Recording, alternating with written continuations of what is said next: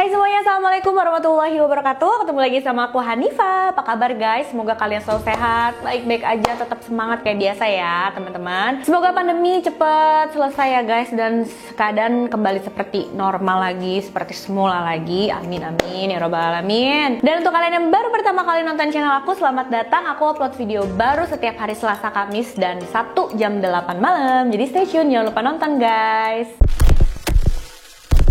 Oke teman-teman, kasus yang mau aku bahas kali ini luar biasa sadis ya. Dan memang ini adalah salah satu kasus yang banyak di request sama kalian juga. Walaupun emang lumayan sadis, tapi ya akhirnya aku bahas juga nih guys. Kasusnya terjadi di Inggris. Gimana cerita lengkapnya? Daripada panjang lebar, langsung aja yuk kita bahas kasusnya.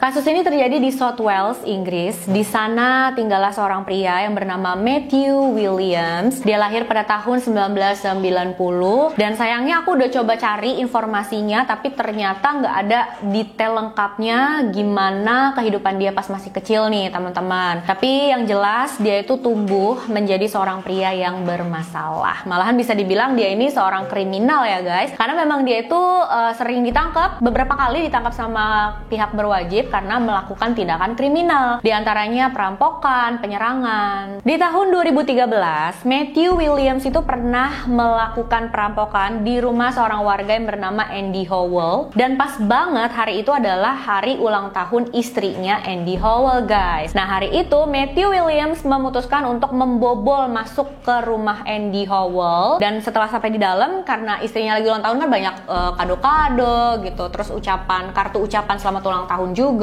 Matthew buka ya kartu ucapannya, itu dirobek gitu sama dia. Mungkin dipikir sama dia dalamnya ada sesuatu yang berharga gitu, tapi ternyata nggak ada apa-apa kan. Jadi ya udah, dia ngerusak kartu ucapan itu, dan dia juga ambil beberapa perhiasan yang ada di sana. Bukan beberapa tapi lumayan banyak. Dia ambil juga satu laptop yang ada di dalam rumah. Untung banget nih pada saat Matthew membobol masuk ke dalam rumah itu lagi nggak ada orang. Emang rumahnya lagi kosong gitu guys. Jadi ya untungnya nggak ada yang terluka, nggak ada korban gitu. Tapi kalau waktu itu ada orang di dalam rumah ya nggak tahu juga deh kayak gimana ya akhirnya gitu. Setelah ambil barang-barang yang mau dia curi, Matthew pergi dari sana, dan setelah keluarga Andy Howell pulang, pastinya mereka shock banget ya guys. Wah, ada pencurian nih di rumahnya. Mereka langsung lapor ke polisi. Nah pas polisi periksa bagian dalam rumah itu, mereka nemuin ada obeng yang tergeletak, tapi itu bukan obeng milik keluarga Andy Howell. Jadi petugas berpikir, oh bisa jadi ini milik pelakunya, dan memang benar, itu ternyata obeng milik Matthew. Nggak tahu ya, mungkin dia pakai obeng ini untuk membuka paksa pintu rumah pas dia mau masuk ke dalam, tapi pas dia mau pergi itu ketinggalan gitu di sana, entah jatuh atau gimana lah. Obeng itu diperiksa juga sama tim forensik, dan dari obeng itu mereka bisa nemuin beberapa sidik jari, di antaranya sidik jari milik Matthew Williams. Dan pada saat itu pastinya ya petugas sudah curiga, loh kok bisa sidik jarinya Matthew ada di obeng tersebut, padahal dia tuh sama sekali nggak ada hubungan yang nggak ada koneksi gitu dengan keluarga Andy Howell gitu loh. Jadi kok bisa di obeng yang ada di dalam rumah keluarga Andy Howell terus ada sidik jari Matthew. Terus polisi lihat riwayat kehidupannya Matthew ya, ternyata dia juga sempat melakukan tindakan-tindakan kriminal yang seperti ini. Jadi ya pastinya petugas sudah curiga saat itu. Cuma sayangnya karena memang di obeng itu banyak ya sidik jari yang ditemuin, bukan cuma milik Matthew Williams aja, petugas nggak bisa cuma dengan bukti itu menangkap Matthew. Jadi ya kasusnya kayak mengambang begitu aja lah. Matthew juga nggak ditangkap sama polisi. Terus di tahun 2014 saat Matthew berumur 34 tahun, dia juga sempat dipenjara karena menyerang mantan pacarnya yang bernama Emma Thomas. Jadi Emma dan Matthew ini kayak tetanggaan gitu guys, karena Emma rumahnya di sebelah rumah orang tuanya Matthew. Jadi dari sini udah bisa kelihatan ya kalau Matthew itu memang punya emosi yang nggak bisa terkendali sampai dia menyerang mantan pacarnya gitu. Jadi kalau dia udah emosi emosi, dia nggak bisa nahan emosinya itu. Dan saat ditangkap karena kasus Emma ini, Matthew mengakui sama polisi kalau dia melakukan perampokan di rumahnya keluarga Andy Howell. Ya pasti sebelumnya juga udah diinterogasi gitu sama polisi. Kamu juga kan yang ngerampok di sana, gini-gini, diliatin bukti obeng lah segala macam. Ya akhirnya Matthew ini ngaku. Dan setelah menjalani hukuman penjara selama 2 minggu karena menyerang mantan pacarnya itu, entah gimana Matthew ini dibebaskan sama petugas, guys. Mungkin karena tadi dia mau ngasih tahu kalau dia melakukan perampokan itu, ya entahlah, mungkin ada kesepakatan apa, nggak ngerti juga. Atau mungkin dia berkelakuan baik pada saat di penjara. Biasanya kalau napi yang berkelakuan baik di penjara itu kan hukumannya diringanin gitu ya teman-teman. Cuma itu tebakan aja sih, info pastinya kenapa dia bisa cuma sampai 2 minggu gitu di penjaranya, ya nggak tahu juga. Dan kayaknya keputusan pihak berwajib membebaskan Matthew begitu aja setelah hanya 2 minggu di penjara, itu bener-bener disesali banyak pihak ya, dan bukan keputusan yang tepat bisa dibilang. Karena setelah bebas itu, Matthew justru melakukan kejahatan yang jauh lebih parah, lebih mengerikan, guys. Setelah bebas itu kan Matthew tinggal di sebuah hotel ya teman-teman, namanya itu adalah Sir Howe Arms Hotel, dan lokasinya masih ada di South Wales, Inggris juga. Jadi hotel ini memang sengaja dibangun untuk membantu para mantan narapidana dan juga tunawisma yang ada di sana. Jadi mereka bisa tinggal di hotel itu secara gratis. Tapi di hotel ini juga pastinya ada beberapa peraturan yang harus mereka patuhi. Di antaranya ada jam malam. Jadi kalau udah jam 11 malam, semua kamar itu harus matiin lampu, nggak boleh ada kegiatan apa-apa lagi. Dan peraturan lain yang penting juga, semua penghuni di sana nggak boleh bawa teman lawan jenis ataupun pasangan ke dalam kamar. Tapi sayangnya setelah bebas dari penjara itu, Matthew sama sekali nggak diawasin sama pihak berwajib. Jadi bener-bener dia bebas seperti biasa lagi, guys. Dia justru sering datang ke pesta yang banyak minuman beralkoholnya, terus juga banyak ya segala macam obat-obatan terlarang. Jadi ya dia sering mabuk-mabukan. 1 minggu setelah dia bebas, dia sering datang ke bar bersama salah satu temennya yang bernama Rodri Moore. Di sana ya seperti yang aku bilang tadi, Matthew mabuk-mabukan, konsumsi obat-obatan terlarang. Dan pada tahun 2014, Matthew bertemu dengan seorang wanita yang bernama Charis Yam. Saat itu Charis berumur 22 tahun, dia bekerja di sebuah toko baju yang lumayan terkenal, dan dia punya kakak yang bernama Kevin. Menurut teman-temannya, Charis ini memang orang yang hobi banget senang-senang ya, maksudnya ke pesta, terus mabuk lah segala macam. Sama banget ya dengan Matthew. Jadi ya makanya mereka ketemu. Pas kenalan juga mereka langsung deket, langsung cocok. Charis ini penggemar serial TV yang berbau vampir dan segala macam hal yang berbau vampir. Bahkan kalau pesta Halloween, dia itu ya bakalan pakai kostum vampir, beda-beda tema, tapi semuanya ya intinya tentang vampir gitu, guys. Nah, suatu hari di bulan November tahun 2014, Matthew dan Charis seperti biasa bareng-bareng di sebuah bar, mereka minum lah. Terus saat itu Matthew juga mengkonsumsi banyak obat-obatan terlarang seperti biasa, dan dia ini ngajakin Charis ke kamarnya yang ada di hotel Sir Howe Arms tadi, guys. Yang pastinya ini melanggar peraturan ya, karena kan nggak dibolehin sama hotel tersebut. Nah, pada saat Matthew lagi bawa Charis ke kamarnya, mereka itu dilihat sama anak pemilik hotel tersebut yang bernama Christian, umurnya 24 tahun. Nah, Christian ini langsung cepat-cepat nyamperin ibunya, terus ngaduin ya tentang Matthew yang bawa teman wanita ke dalam kamar itu. Mam, Matthew tadi bawa teman wanita loh ke kamarnya, gini-gini. Pokoknya diceritain semuanya sama Christian. Tapi ibunya yang bernama Mandy Mile, dia adalah pengurus dan pemilik hotel tersebut. Mandy bilang, enggak lah, nggak mungkin. Matthew itu kan dia terkenal memang orang yang sopan, ramah, baik, nggak pernah ada masalah di hotel itu.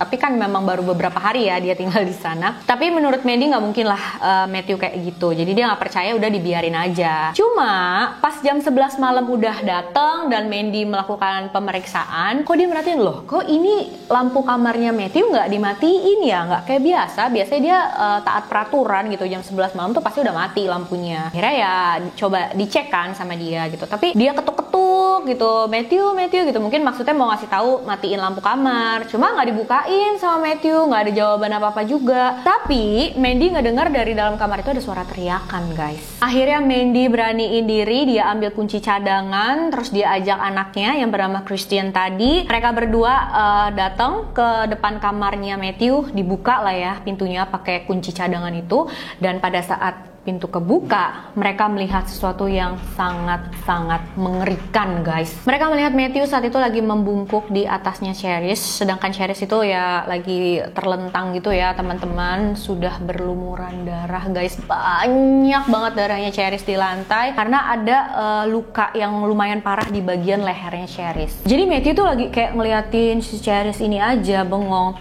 Bilang lah ya sama Mandy, "Matthew, apa yang kamu lakukan, Matthew?" gitu. Tapi Matthew ini diem aja, guys, nggak ada respon sama sekali. Terus Christian bilang, "Ya ampun, itu seorang gadis." Nah, pada saat Christian ngomong kayak gini, Matthew baru merespon. Dia langsung nengok ke Mandy dan Christian, terus dia bilang, "Ini bukan seorang gadis, kalian salah." Menurut Mandy dan Christian, pada saat Matthew ngeliat ke mereka dan ngomong kayak gitu, matanya Matthew tuh pupilnya membesar, warna hitam gitu kan. Bener-bener mengerikan banget, bikin mereka takut. Bahkan saking takutnya, mereka tuh sampai bilang, tatapannya udah kayak tatapan iblis. Langsung ya cepet-cepet Mandy tutup pintunya, dikunci dari luar. Mungkin dia takut kalau tiba-tiba Matthew lari nyerang mereka segala macem lah. Dikunci dari luar pintunya, Mandy langsung telepon 999. Itu adalah telepon darurat di sana ya, guys. Akhirnya petugas cepet-cepet lah datang ke sana. Pada saat petugas datang, mereka buka lagi kan pintunya, dan pada saat petugas masuk, mereka lihat pemandangan yang jauh lebih mengerikan dong dari yang tadi. Padahal tadi aja tuh udah serem banget kan, guys. Nah, kejadian selanjutnya yang mau aku ceritain ini mungkin lumayan sensitif untuk sebagian orang. Jadi kalau untuk kalian yang kayak nggak mau denger, karena memang lumayan sadis ya teman-teman, boleh di skip aja videonya ke menit yang ada di layar. Jadi kalian bakal mendengar setelah bagian sadisnya itu terlewati, guys. Apa yang petugas lihat di dalam kamar Matthew itu? Mereka ngelihat Matthew lagi, aduh gimana ya cara ngomongnya, bener-bener serem banget deh. Lagi makanin bagian wajahnya Cherish, tau nggak? Dan nggak cuma itu aja ya teman-teman, Matthew juga mencungkil bola matanya Cherish dan itu dimakan juga sama dia, teman-teman.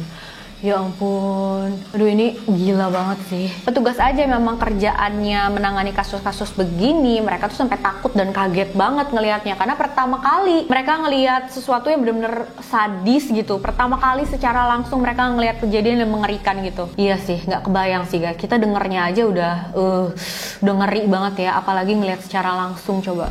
Petugas menembakkan taser gun atau pisau listrik yang tegangannya itu sebesar 50.000 volt kepada Matthew, dan kabarnya sih ada dari beberapa sumber itu sampai 3 kali ditembakin ke Matthew, dan ini membuat Matthew meninggal seketika. Karena ya mungkin mereka takut ya Matthew bakalan tiba-tiba agresif dan menyerang mereka gitu. Namanya orang lagi kayak gitu, kalau menyerang kan tenaganya ya susah juga untuk dikendaliin. Jadi ya kita nggak akan pernah tahu ya sebenarnya apa sih motifnya Matthew melakukan hal sesadis ini, guys. Tapi ibunya Matthew yang bernama Sally, dia bilang kalau dari kecil Matthew itu memang menderita skizofrenia. Jadi skizofrenia itu adalah gangguan mental yang bisa mempengaruhi tingkah laku, emosi, cara berkomunikasi, dan kemungkinan besar penderitanya itu memang mengalami halusinasi, delusi, kekacauan berpikir, bahkan mungkin perubahan perilaku yang ekstrim. Dari apa yang dilakukan Matthew kepada Cherish itu memang jauh ya di luar akal sehat. Jadi memang kayaknya kelihatan banget gitu Matthew pikiran dan jiwanya tuh terganggu, guys. Apalagi dicampur dengan obat-obatan yang dia konsumsi hari itu, minuman beralkohol yang dia konsumsi, jadi ya pastinya makin parah ya. Menurut sang ibu, pada saat Matthew keluar atau bebas dari penjara itu, dia juga sama sekali nggak diberikan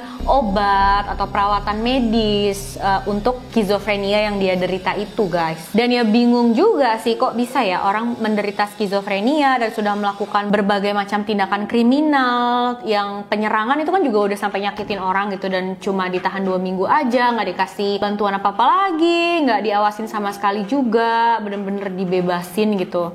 Sayang banget sih sampai harus ada korban meninggal gini ya. Aduh, Cherish kasihan banget. Dia tuh kayak ada di tempat dan waktu yang salah banget. Kalau menurut kalian gimana nih guys tentang kasus ini? Aduh, ini sampai benar-benar ngelakuin hal yang sadis begini, guys. Menurut kalian apa? Jangan lupa tulis di komentar, aku pengen banget denger, aku pengen banget tahu. Makasih udah nonton videonya sampai akhir, teman-teman, dan makasih juga buat kalian yang udah request kasus ini. Sampai jumpa di video selanjutnya ya, teman-teman. Kalau kalian mau request juga boleh, silahkan kirim DM ke Instagram aku, Hadifastori92. Bye bye.